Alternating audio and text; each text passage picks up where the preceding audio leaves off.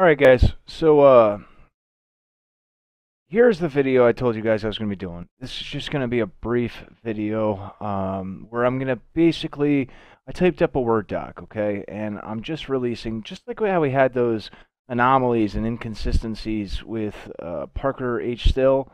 Um, this is a list of all of the other um, government employees, I guess you could put it, that were involved with the seizure of the RV, the arrest, etc. So everyone that was on the scene that day. This is from the discovery, for the court case. I'm not actually releasing the discovery document, being that that document was that needs to remain, confidential.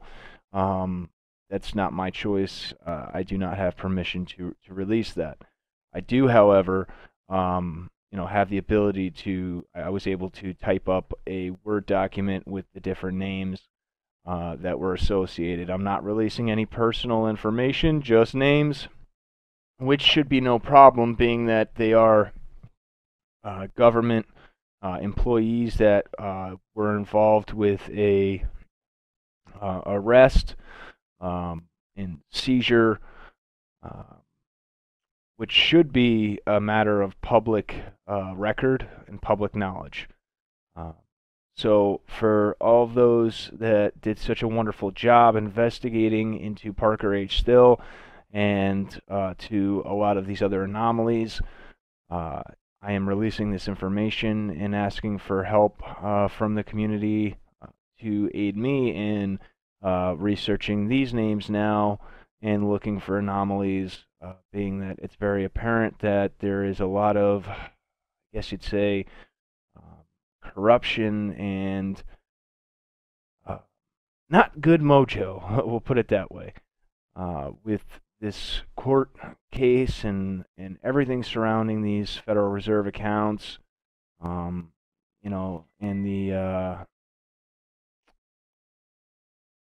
the entire topic as we've been covering it. I mean, I'm going to be having some other videos. I'm going to try to get to those today. I have so many different videos I want to cover. In between, I'm trying to keep an eye out for new stories that are important, that I feel are important and need to be shared. So it takes a lot of time to stop, take a look at that stuff, and then also, get all this stuff ready to come out, and then get the videos made and get them out there. I am going to be releasing videos over the weekend as well. Like I said, I'm back, which means I'm back. I did put out to you guys a call in the video I made earlier today. I want to know if you guys would like me to get back to doing the conference calls and the live streams. In another video, I'm going to go into what happened with the backup channel. I can't live stream on this channel still. That won't be changed until December. I can, however, live stream on my backup channel. And I know people are going to be like, whoa, wait a minute. You said you got a strike on your backup channel. How can you live stream? Well, that's the funny part. And I'm going to go into it in further detail at another time. Not going to waste the time on this video to do it, because this is about these names. I'm just going to tell you, I had some really weird stuff happen when it comes to that strike and YouTube and all of that. There's been a lot of really weird stuff going on, the censorship, just everything. I've got so much stuff I have to go over with you guys, and so much stuff that I have to get out to you guys. It's not even funny. I mean, I literally have become a seriously targeted individual. All of my phone calls are being recorded. Not all of them, but most of them.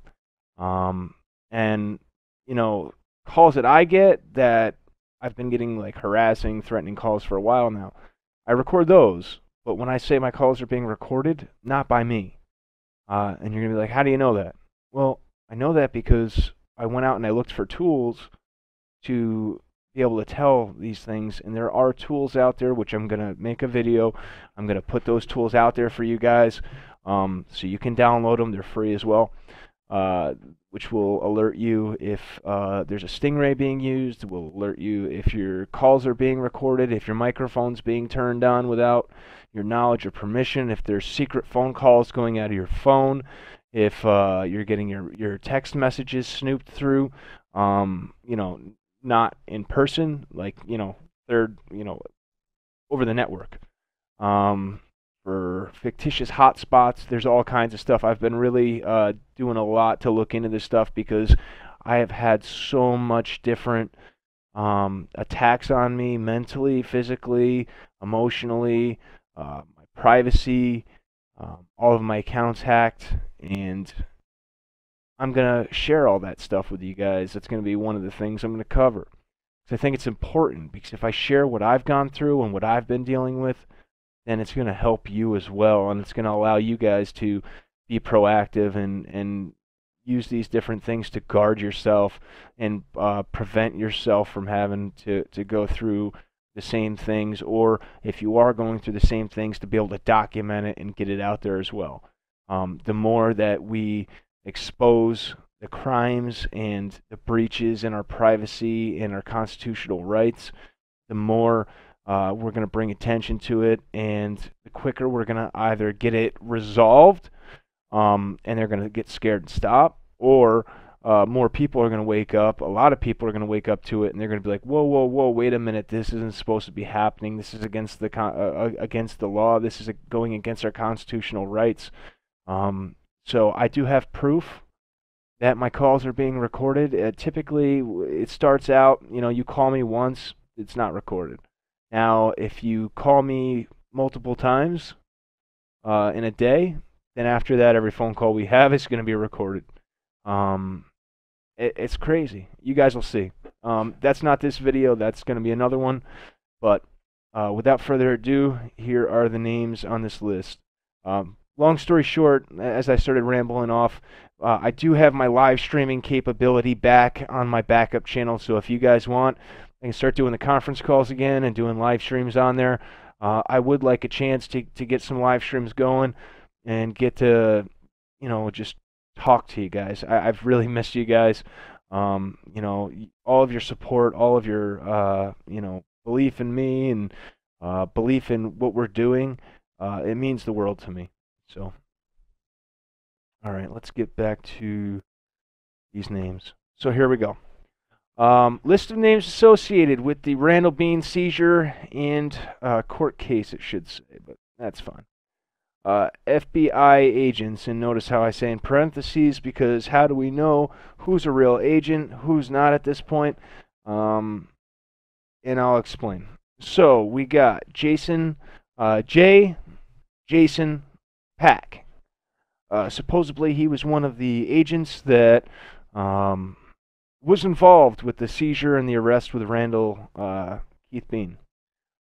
James John Doran, another agent that was involved with the seizure and arrest of Randall Keith Beane. We all know Parker H. Still, okay, and the anomalies that are involved with that. Joel M. Zehick.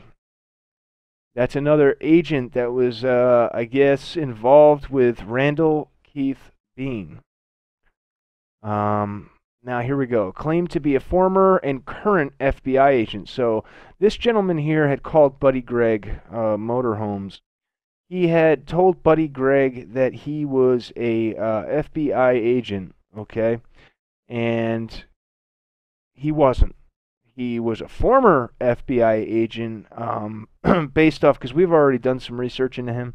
I'll go into a little bit more on that in its own separate video, because Mr. True Brown is deserving of his own video. Yeah, basically this guy called up Buddy Gregg Motorhomes and told Buddy Gregg that he was a current FBI agent, which was false, because then he also called back and said that he worked for USAA, which, based off of the findings, he works for USAA. That's what he does.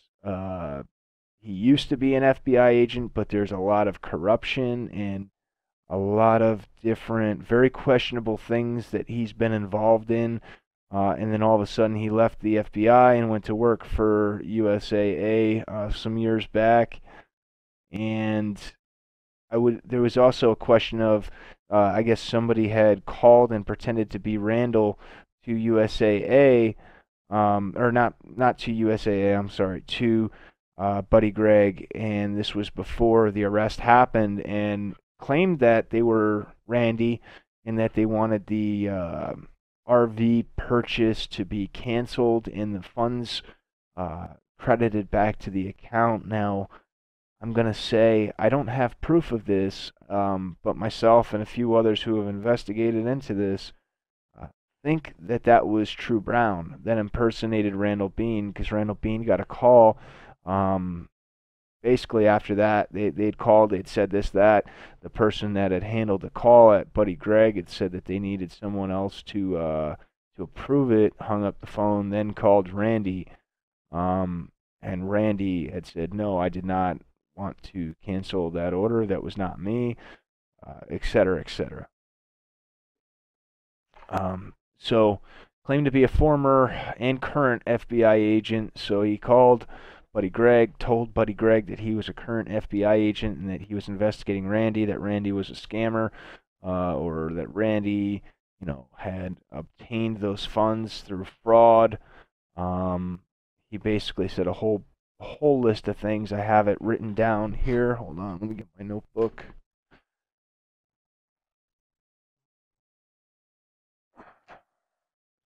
As I find the place here.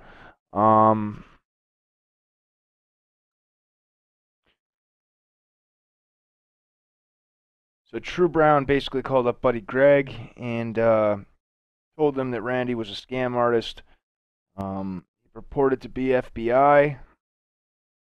He told Buddy Gregg that Randall had scammed USAA by purchasing jumbo CDs and cashing them out early using a fictitious bank account. Yeah.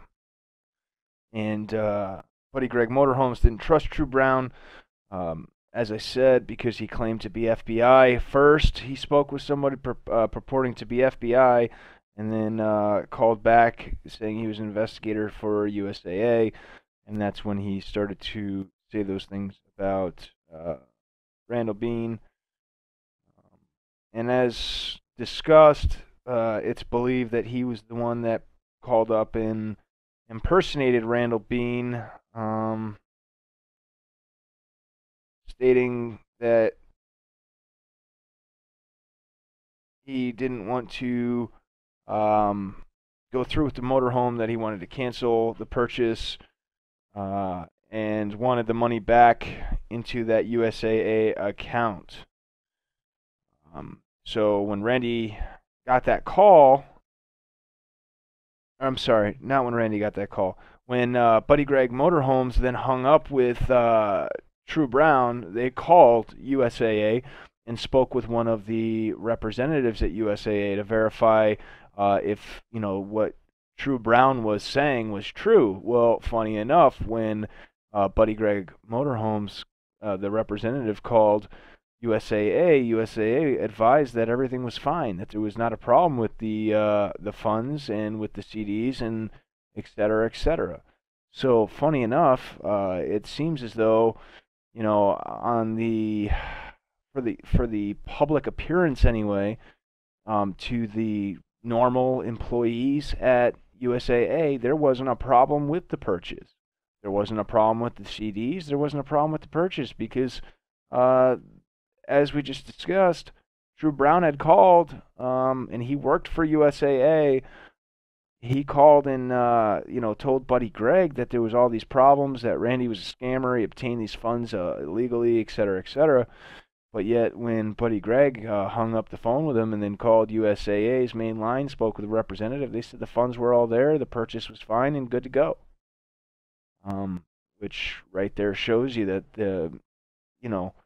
there's definitely some shady and fishy stench to the transactions and how, so as far as the employees at these companies that people have been calling and trying to handle what's up with my purchase, to them it's, it's being put in as something else, is what I believe.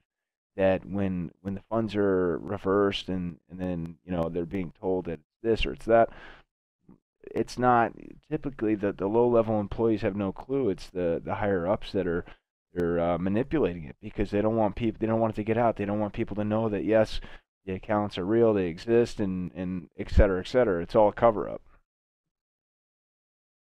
Anyway, let's get back to.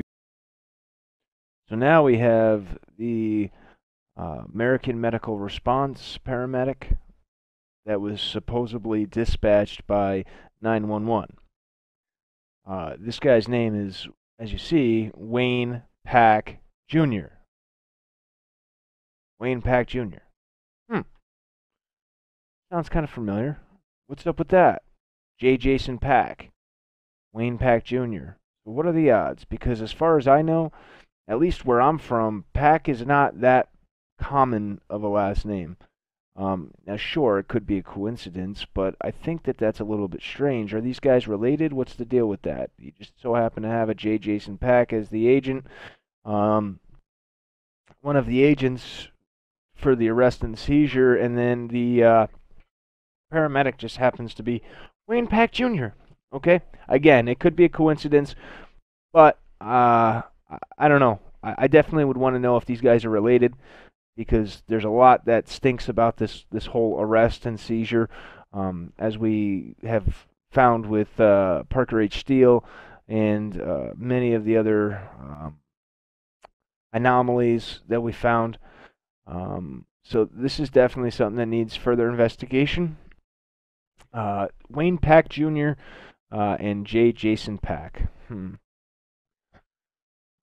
Magistrate judge on the discovery paperwork is C. Clifford Shirley Jr.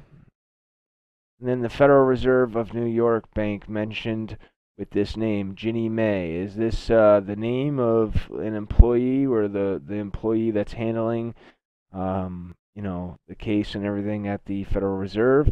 Or is that like a bank designation? What's the deal with that? Ginnie Mae. Ginnie Mae, Ginnie Mae. I'm not too sure. That's something that needs further investigation as well. But that name was associated with the Federal Reserve Bank of New York in the discovery paperwork. Now, thank you guys for all of the support, and I wanted to get this out. I know that I've been talking about these names in this list for a while. I made this Word document, and I wanted to get it out to you guys. That way, the more eyes we got looking on this, the more people investigating into these. I am pretty sure that more than likely we will be finding some anomalies with this, just the same as we did with Parker H. Steele. Because again, this entire operation, this entire arrest, seizure, stinks to high heavens. It just stinks. So now we got these names out here. Please, guys, anything that you find that you feel is interesting, or anything that you find that does not add up or anomalous, please shoot me an email. The email link will be in the description box of this video. Definitely will be looking for any information, because we've got to start connecting the dots, and I wouldn't even be surprised if we start to look into some of these names on this list and start seeing them popping up in some of the other events and other things that have happened that are, larger in size, more public, or anomalous in nature. I think we'll definitely find some correlations there. So this is important in many ways. It's not just important. It is important for Randy and his case and the accounts, but I would not be surprised, because it seems like there's like a whole separate side of the government and the agencies that kind of handle all of these. They all stick to these, like, dirty operations, or if you will, if you guys get where I'm going with that. So I have a feeling that once we start looking into these guys, that we may see connections with them in other events that have taken place. That is what my gut is telling me. So I wanted to get this list out there. If you guys like what I'm doing, give me a thumbs up. If you haven't already subscribed, the box down below, click it and subscribe. For those that haven't subscribed and followed on the Steam It DTube, the other backup channel YouTube, the VidMe, those links will be right in the description box as well. And my email addresses will be down there as well. All of my contact info will be down in the description box. This video will be uploaded to my backup channel. I will have a video on the main channel directing you guys to come and check this out. As always, leave me your thoughts in the comment section below. Anything that you find that you want to share, feel free to put it in the comments section, or you can email me, whatever you feel more comfortable with. And most importantly, share this information. Let's see what we can find on these names, and see if we can find any connections to other events that they may have been involved in. Yeah, much love, guys. God bless, and I'll see you in the next video. All right.